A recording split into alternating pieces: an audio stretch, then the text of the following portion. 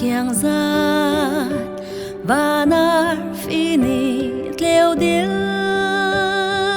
de in come to boy Kritwana an lang te swal na khe a khat mi kan vole atla umi tha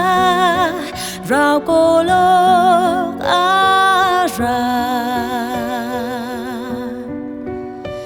ruột chân nát nghe chia mi si na bek chang a thar e lung lom na khoa an đầy chang na khu bilo van mi là sắc thong ai man ngô a thiang gian ô gian bồi kri chua gian mô a thiang gian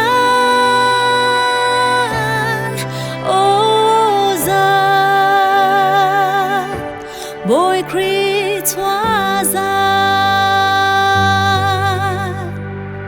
ba khát lệ khát đột na công a cần chốn pia a thong cha đầy na a du pung chu đột na chỉ na cha xóa nát sơ in gần loa trăng amin a chun trem na phía te an lo gần nô nghe đi lạc he lung lốp nàng la pi sain thang chát na bê si a min chiang khi tu boy a si dung ra a min kan thang thang a lian ngan nak le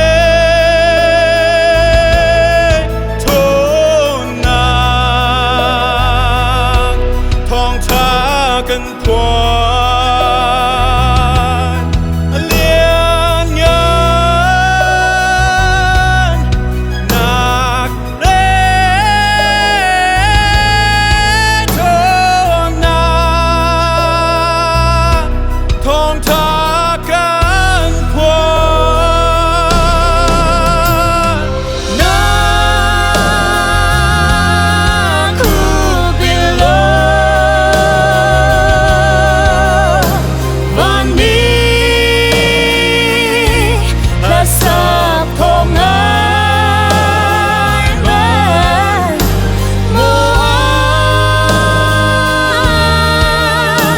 thiang gian ô gian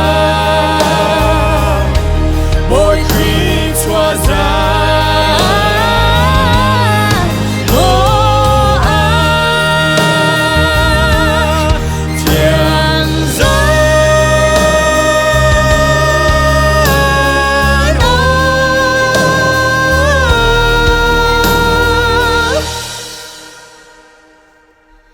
boy kri chua gian